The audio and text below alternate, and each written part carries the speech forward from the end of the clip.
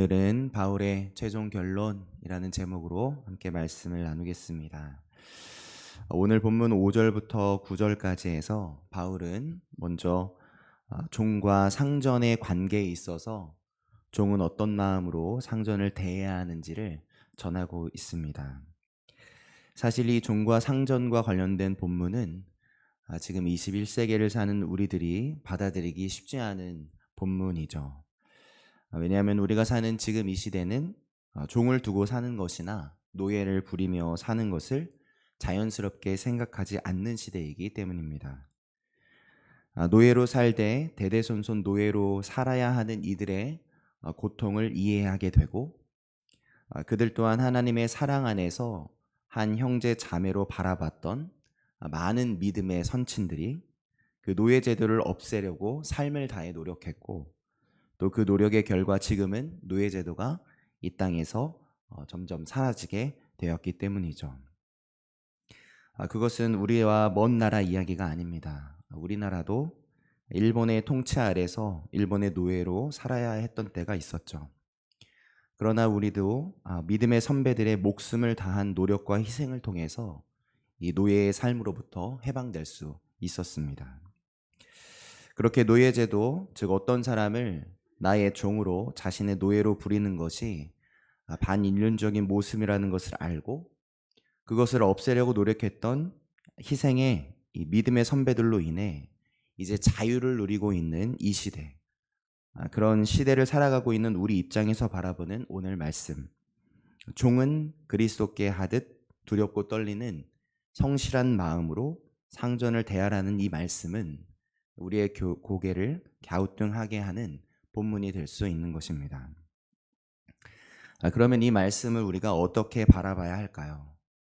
우리는 성경을 읽어나갈 때 성경이 쓰여진 당시의 시대적 상황이 어떠했는지, 또 성경이 쓰여질 당시 문화와 또 그 당시 가지고 있었던 사람들의 세계관은 어떠했었는지를 이해하는 눈으로 성경을 바라봐야 합니다. 오늘 우리가 읽은 에베소서도 동일하게 마찬가지죠. 당시 바울이 에베소 교인들에게 쓴 편지라는 것을 기억하고 당시 시대적 상황과 문화, 세계관 등 이 바울의 편지를 받아 읽었을 에베소 교인들의 입장에서 이 편지를 이해해야 하는 것입니다. 바울이 에베소 교인들에게 보낸 이 편지가 쓰여질 당시에는 로마 제국의 인구 5분의 1에 해당하는 사람이 모두 노예 신분을 가지고 있었다고 합니다. 다시 말해서 인구의 5분의 1이 종이었던 시대적 상황이었던 것이죠. 그래서 지금 우리가 이 본문을 문자적으로 볼 때 오늘 본문이 마치 노예 제도를 옹호하고 있는 것 같은 내용으로 보여지지만, 그 당시 바울의 상황에서는 이 노예 제도가 아주 당연하던 때였다는 것을 이해하는 시각이 필요한 것입니다. 그런 시각으로 바라보고 오늘 말씀을 읽는다면 바울이 노예 제도를 옹호하고 있는 내용이 결코 아니었구나라는 것을 발견하게 될 수 있죠. 오늘 본문 9절을 함께 읽어보도록 하겠습니다. 오늘 본문 9절입니다. 함께 읽겠습니다. 상전들아,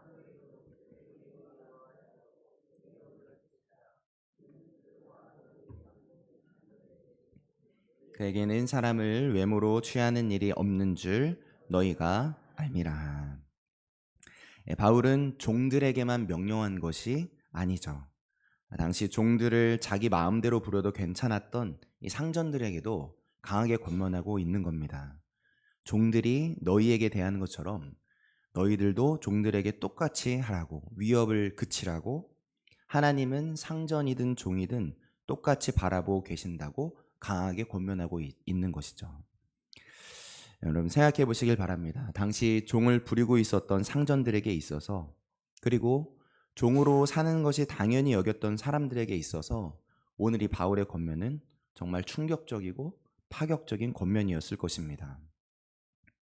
사실 당시 상전이라면 자신의 종을 부릴 수 있고, 종이 말을 안 들면 종을 때릴 수도 있고 굶길 수도 있고 심지어 종을 죽일 수도 있는 힘과 권세를 상전이 가지고 있었는데, 그런 상전들에게 종들이 상전에게 그러하듯이, 종들이 상전을 두려움으로 대하듯이 그와 마찬가지로 상전들도 그와 같이 하라고, 위협을 그치라고, 종과 상전을 하나님이 똑같이 바라보고 계신다고 강력히 전하고 있는 권면이기 때문이죠. 이 바울의 편지를 읽은 상전들은 어떤 기분이었을까요? 아마 앞에 5절에서 종들은 두려움으로 상전을 대해야 한다 라는 말에서는 고개를 끄덕이면서 웃고 있었을지 모릅니다. 그럼 그래야지. 당연히 종들은 우리한테 순종해야지. 하나님이 나에게 주신 권세인데 당연히 종들은 복종해야지. 그게 하나님이 정하신 법이야 라고 생각하면서 웃고 있었겠죠. 그러나 이어지는 9절에서의 과언의 권면, 상전들도 종들에게 이와 같이 하라 라는 그 말, 상전들도 종들에게 그와 똑같이 해야 된다는 바울의 선포, 그 권면이 들리자 일그러지는 상전들의 표정이 보이는 듯하죠. 그리고 반대로 종들의 표정은 어땠을까요? 차마 활짝 웃지는 못하고 작은 미소를 마음속에 머금은 표정이었을 것 같습니다. 이렇게 바울은 종들에게, 그리고 당시 절대 권력이었던 상전들에게도 동일하게 권면합니다. 서로가 서로를 섬기라고 말하죠. 그것이 바로 하나님의 마음이라는 것을 전하고 있는 것입니다. 그렇습니다. 우리 하나님은 차별이 없으신 분이시죠. 낮은 위치의 사람은 높은 위치의 사람에게 복종하는 것이 당연하다고 여겼던 당시 사람들에게 그들의 좁은 시각을 하늘의 시각으로 바꾸셔서 사람이란 하나님 앞에서 모두 동등한 사람들이라는 것을, 서로가 서로를 섬겨줘야 하는 사람들이라는 것을 바울을 통해 하나님은 말씀하고 계셨던 것입니다. 노예제도가 있었던 당시에도 하나님의 사랑을 상전이든 종이든 동일하게 누릴 수 있도록 이끄시려는 하나님, 상전에 있는 표정에만 있었던 웃음을 종의 가슴 속에, 종의 얼굴에게도 있게 하시려는 하나님, 그 낮은 자의 하나님이 바로 우리들의 하나님이십니다. 할렐루야이십니까? 그러므로 우리는 기억해야 하죠. 우리가 종과 같이 낮은 자리에서 헌신하게 될 때 그리스도께 하듯 성실하게 최선을 다해야 한다는 것을 기억해야 합니다. 그러면서 또한 우리는 이것도 기억해야 하죠. 우리가 상전과 같은 높은 자리에서 헌신하게 될 때 그리스도께 하듯 위협을 그치고 낮은 곳에서 일하는 사람에게 동일하게 성실하게 최선을 다해, 동일하게 성실하게 최선을 다해 섬겨야 한다는 것을 우리는 기억해야 합니다. 그럴 때 오늘 바울의 편지를 통해 전해주시려는 하나님의 마음, 높고 낮음의 자리를 넘어서 서로가 서로를 섬기길 원하시는 그 하나님의 마음, 내 이웃을 내 몸과 같이 사랑하라고 말씀하신 그 하나님의 마음을 알아 순종하는 우리로 설 수 있을 것입니다. 바로 오늘 우리가 있을 곳곳에서 이 하나님의 마음을 전하며 나누며 사시길, 그래서 우리가 만나게 될 사람들의 얼굴에 미소를 깃들게 하는 복의 통로로 서주시길 예수님의 이름으로 축복합니다. 한 가지만 더 나누겠습니다. 아시는 것처럼 오늘 함께 읽은 본문은 바울이 에베소 교인들에게 보내는 마지막 편지의 마지막 부분인데, 오늘 본문 10절에서 바울은 끝으로 라고 말합니다. 끝으로. 우리가 보는 영화에서나 드라마에서도 가장 중요한 내용은 늘 마지막에 보게 되는 것과 마찬가지로 오늘 말씀도 가장 중요한 내용, 엑기스가 들어있는 부분이 되겠죠. 그러면 바울은 편지에 어떤 중요한 엑기스가 담겨져 있는지 우리 10절부터 11절까지 같이 한번 읽어보도록 하겠습니다. 10절과 11절입니다. 함께 읽겠습니다. 끝으로 너희가 주 안에서와 그 힘의 능력으로 강건하여지고 마귀의 관계를 능히 대적하기 위하여 하나님의 전신갑주를 입으라. 아멘. 바울의 결론, 끝으로 전해주려는 바울이 엑기스는 바로 하나님의 전신갑주였습니다. 바울은 하나님의 전신갑주를 입으라고 전합니다. 무엇을 위해서 하나님의 전신갑주를 입으라고 하고 있죠? 주 안에서 주의 힘의 능력으로 강건하여지고 마귀를 능히 대적하기 위하여 하나님의 전신갑주를 입으라고 합니다. 그러니까 하나님의 전신갑주를 입으면 먼저 어떻게 되는 거죠? 주의 힘으로 강건하여지는 거고, 또 하나님의 전신갑주를 입으면 어떻게 되죠? 마귀의 관계를 능히 대적할 수 있게 되는 것을 가르쳐주고 있습니다. 자, 그러면 얼른 우리도 하나님의 전신갑주를 입어봐야겠죠? 장비를 하나하나, 우리가 입을 장비 하나하나를 살펴보겠습니다. 14절부터 찾아보겠습니다. 우리가 입을 하나님의 전신갑주가 무엇인지. 첫 번째는 바로 진리로 너희 허리띠를 띠고 입니다. 첫 번째는 진리의 허리띠이죠. 먼저 첫 번째로 무엇을 차죠? 진리의 허리띠를 차는 겁니다. 차셨나요? 네. 두 번째, 이어서 이제 우리 몸에 붙여야 할 것, 의의 호심경입니다. 의의 호심경을 몸에 붙입니다. 그 다음 세 번째, 우리가 입어야 할 것은 신발인데 어떤 신이죠? 평안의 복음이 준비한 것으로의 신입니다. 평안의 복음의 신발입니다. 복음의 신발 단단히 신으셨나요? 그리고 네 번째, 우리가 손에 들어야 할 것입니다. 무엇이죠? 믿음의 방패입니다. 든든한 방패를 힘있게 들어보시길 바랍니다. 자, 다섯 번째, 우리가 써야 할 것은 무엇이죠? 구원의 투구입니다. 우리 머리를 보호할, 우리 몸을 보호할 튼튼한 구원의 투구, 다 쓰셨나요? 여섯 번째, 또 우리가 가져야 할 것은 성령의 검, 하나님 말씀의 검입니다. 멋진 검도 잘 챙기십시다. 자, 이렇게 우리는 모두 하나님의 전신갑주를 입었습니다. 진리의 허리띠, 의의 호심경, 평안의 복음의 신발, 믿음의 방패, 또 구원의 투구, 성령의 검, 하나님의 말씀의 검. 생각해보면 아주 온몸을 두르는 듯 아주 든든한 느낌이 듭니다. 자, 그런데 우리가 입은 이 장비들을 다시 자세히 하나씩 살펴보시길 바랍니다. 여러분, 그거 아셨습니까? 우리가 몸에 두른 이 장비의 이름 앞에는 모두 중요한 의미가 한 가지씩 담겨져 있었죠. 그냥 허리띠, 그냥 호심경, 그냥 신발이 아니었습니다. 그 의미를 하나씩 떼어보겠습니다. 허리띠는 어떤 의미가, 어떤 의미의 이름이 담겨져 있죠? 진리. 호심경은 의. 신발은 평안의 복음. 방패는 믿음. 투구는 구원. 검은 성령의 검, 하나님의 말씀이었죠. 진리, 의, 복음, 믿음, 구원, 성령과 말씀입니다. 여러분, 이 단어들을 연결해서 생각해 보시길 바랍니다. 혹시 연상되는 단어, 연상되는 이름이 있지 않으십니까? 저는 이 장비들이 붙은 의미를 모아 생각해 보면서 버뜩 한 분의 이름이 분명히 떠올랐습니다. 그분은 바로 예수 그리스도입니다.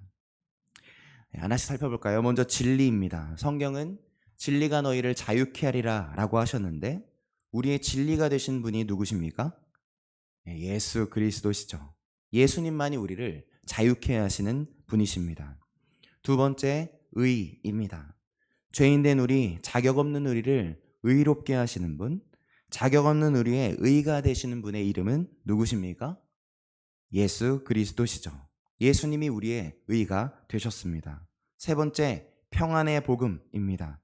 두려워 떨고 있는 제자들에게 평안하라 선포하시는 분, 세상이 줄 수 없는 평안을 주시는 분, 그 복된 소식의 주인공이 누구십니까? 예수 그리스도시죠. 예수님이 우리의 평안의 소식이요 복된 소식이 되셨습니다. 네 번째, 믿음입니다. 오직 의인은 믿음으로 말미암아 살리라. 우리의 믿음의 대상이신 분, 믿으면 살게 하시는 복된 이름이 누구십니까? 예수 그리스도시죠. 예수님이 우리의 믿음을 굳건히 세우시고 그 믿음으로 우리를 영원히 살아나가게 하십니다. 다섯 번째, 구원입니다. 죽을 수밖에 없는 모든 인류에게 하나님이 생명을 걸어 열어주신 유일한 구원의 길, 그 구원의 길이 되신 분이 누구십니까?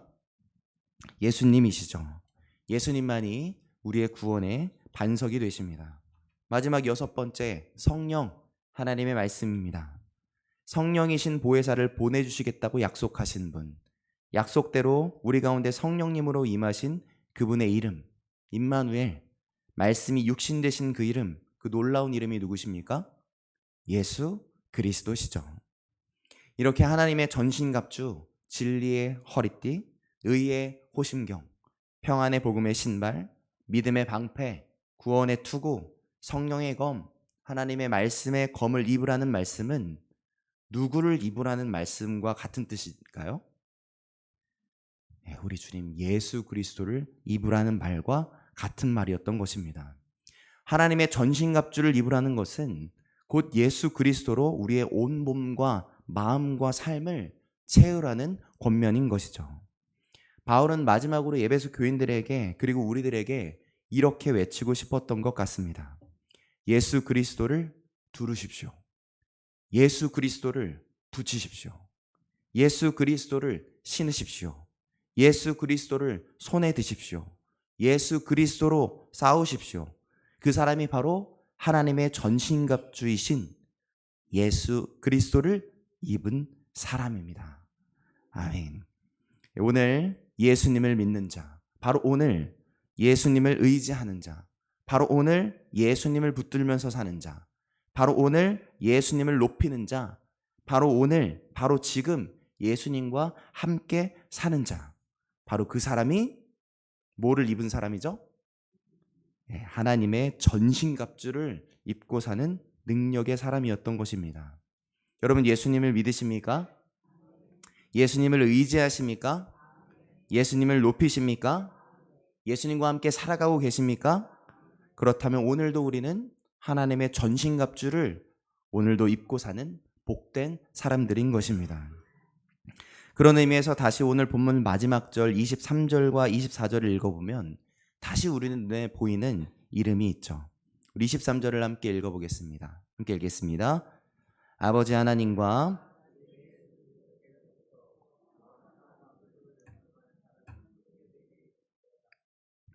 평안과 믿음을 경험한 사랑이 어디로부터 나온다고 합니까?